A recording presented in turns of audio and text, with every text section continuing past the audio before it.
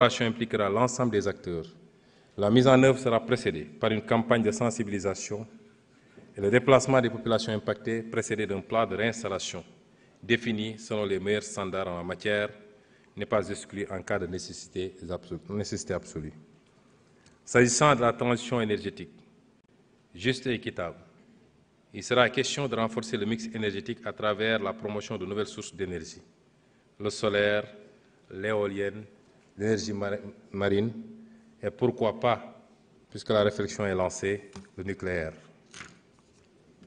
Nous réaffirmons notre volonté d'atteindre un mix énergétique de l'ordre de 30 à 40% d'ici 2030.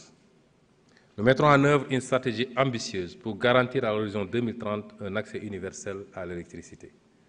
Je veux vous rappeler que présentement le Sénégal produit un peu moins de 2000 MW et que dans le référentiel à l'horizon 2050, il est question d'atteindre 10 000 MW. Le gap est extrêmement important. La sécurisation de l'eau est essentielle pour garantir à chaque citoyen l'accès à une eau potable de qualité pour tous ses besoins. Les études préalables ont démarré pour la mise en œuvre du projet des autoroutes de l'eau, qui constitue un jalon majeur pour amener l'eau de qualité partout au Sénégal. En préservant les eaux souterraines, nous agirons de manière responsable envers les générations futures. Le dessalement de l'eau de mer sera développé en veillant à amoindrir le coût en énergie des projets et leur impact sur l'environnement. Quant à l'assainissement, nous y consentirons davantage de ressources, non seulement pour les infrastructures urbaines, mais aussi en milieu rural. Une réforme en profondeur du secteur de l'assainissement, sans laquelle l'accès universel ne sera jamais une réalité pour nos concitoyens, quels que soient les montants qui seront investis. L'économie sociale et solidaire sera promue au niveau des pôles territoires. Le cadre législatif et réglementaire sera rénové à cet effet. Les acteurs seront mieux organisés de sorte à faciliter la conclusion de contrats de services publics entre les collectivités territoriales et les entreprises de l'économie sociale et solidaire, ou entre ces dernières et les grandes et moyennes entreprises locales. La démarche innovante consistera à promouvoir des pilotes, des solutions réplicables à une grande échelle. Monsieur le Président de l'Assemblée nationale, Mesdames et Messieurs les honorables députés, sans sécurité, pas de paix. Nous œuvrerons à la sécurité et à l'intégrité territoriale pour la prospérité du pays et de ses concitoyens, dans un environnement sous-régional apaisé.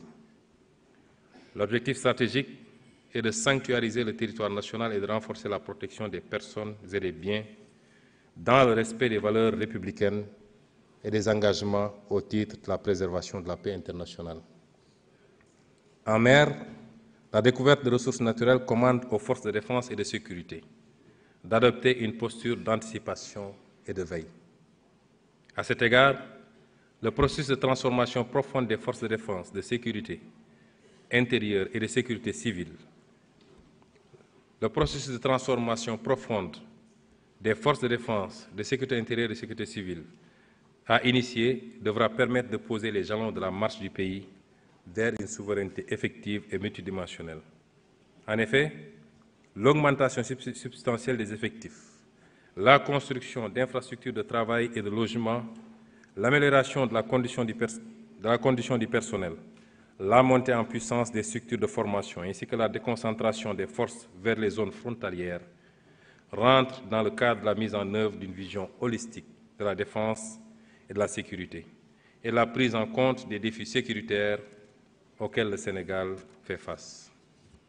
Un plan d'urgence visant à résorber les gaps capacitaires critiques permettra d'acquérir des équipements majeurs et de renforcer les infrastructures. Par ailleurs, l'analyse du contexte actuel laisse apparaître à l'évidence une nécessité de redimensionner les forces de défense et de sécurité en termes d'organisation, de capacité et de maillage opérationnel des espaces terrestres, maritimes et aériens. C'est dans cet esprit qu'un projet de loi de programmation militaire à l'horizon 2035 sera proposé à votre auguste Assemblée très prochainement. Les actions prioritaires pour les forces de défense et de sécurité porteront aussi sur l'amélioration des relations avec la population par la réalisation de projets à fort impact socio-économique, par le renforcement de la citoyenneté et la promotion de l'esprit de sécurité et de défense. La transformation de la perception et de l'image des forces de défense et de sécurité, la mise en place d'un cadre d'interaction efficace pour l'amélioration, l'accueil et réduire les délais de traitement des dossiers, la création d'une plateforme de traitement des dossiers, la création d'une plateforme digitale d'information et la réduction des accidents de la circulation sont autant d'actions qui polarisent les efforts. Cela commande de finaliser le processus de départementalisation de la sécurité dans toutes ses dimensions, gendarmerie, police et sécurité civile, de prendre les dispositions idoines pour assurer une présence permettant de réduire les délais d'intervention, de décentraliser l'intervention spécialisée, de renforcer les capacités techniques des unités d'investigation en police judiciaire et d'activer des unités spécialisées en milieu maritime, aérien et ferroviaire. Monsieur le Président de l'Assemblée nationale, Mesdames et Messieurs les honorables députés, notre engagement panafricain sera renforcé. Le Sénégal est déterminé à jouer un rôle accru en Afrique et sur la scène internationale. Fidèle à notre tradition de havre de paix, nous œuvrerons à renforcer notre intégration régionale au sein de l'Afrique de l'Ouest et à promouvoir une coopération plus étroite avec nos partenaires africains.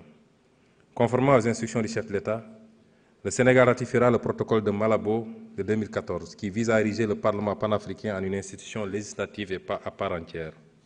Dans la même foulée, nous passerons en revue tous les traités et protocoles régionaux afin de nous mettre à jour pour ce qui concerne la ratification, leur incorporation dans notre droit interne et leur mise en œuvre. Nous nous évertuerons à être un pays modèle dans le domaine de l'intégration régionale en Afrique et soutiendrons activement les chantiers de la CEDEAO.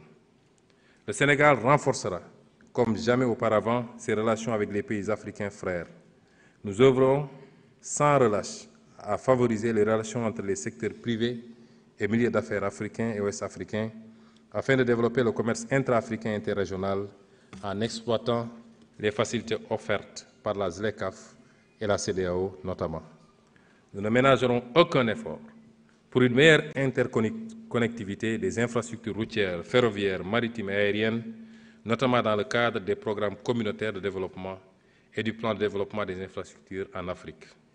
Parallèlement, notre pays apportera toute sa contribution à la réussite du grand projet de gazoduc africain atlantique qui impacte la quasi-totalité des pays africains de l'Ouest.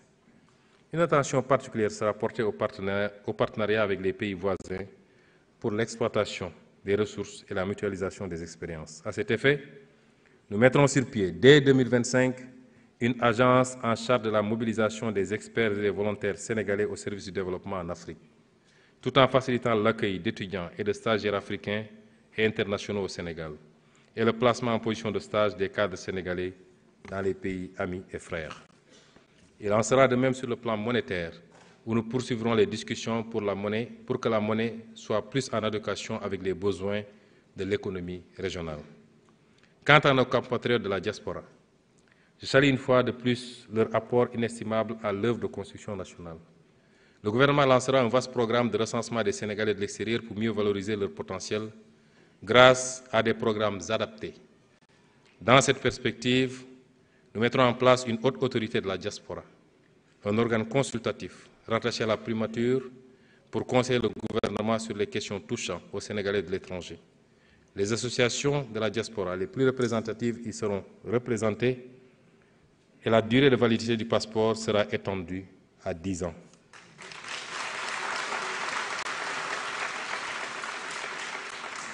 Le gouvernement nommera des magistrats de liaison dans certains postes au-delà de l'entrée judiciaire. Le magistrat de liaison prodiguera des conseils juridiques aux compatriotes tout en les aidant dans les procédures judiciaires. En outre, nous entendons créer les conditions de mise en place d'une banque de la diaspora.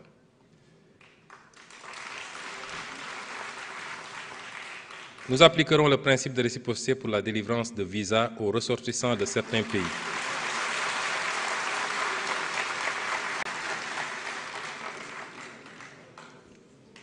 Nous appliquerons le principe de réciprocité pour la délivrance de visas aux ressortissants de certains pays qui l'exigent à nos ressortissants.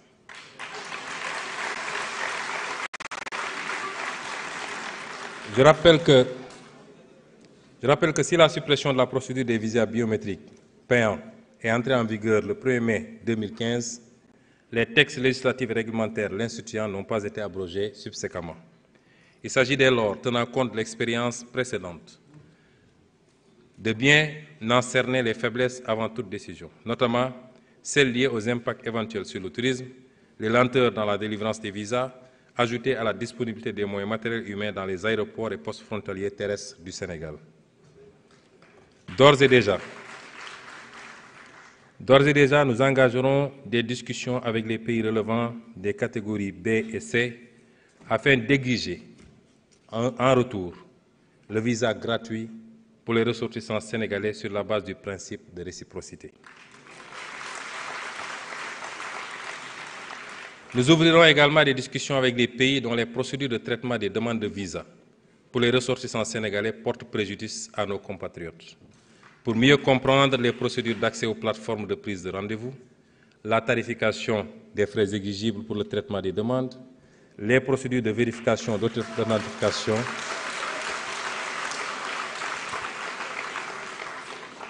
la tarification des frais exigibles pour le traitement des demandes, les procédures de vérification d'authenticité et de transmission des documents d'état civil. Enfin, le gouvernement apportera une solution idoine à l'immigration clandestine. D'abord par la mise en œuvre d'une politique de développement et de lutte contre la pauvreté portée par la Vision 2050, ensuite par le renforcement des dispositifs de lutte contre la migration irrégulière, en multipliant les contrôles et en renforçant les sanctions, mais également par la promotion d'une migration régulière en partenariat avec les pays d'accueil et de transit des migrants, ainsi que le soutien aux initiatives de retour volontaire et à la réintégration. Il s'agira de lutter avec la même détermination aussi contre la migration irrégulière de nos ressources naturelles et financières du fait de contrats léonins dans les secteurs miniers, pétrogaziers et halieutiques, dans l'attribution de marchés publics et de biens, services et infrastructures à des intérêts étrangers. Monsieur le Président de l'Assemblée nationale, Mesdames et Messieurs les honorables députés, chers invités, nous allons accompagner tous ces programmes de quelques réformes clés dont certains ont déjà été cités lors de mes développements. Les programmes de développement économique et social durable que je viens de retracer ne peuvent aboutir que si nous réussissons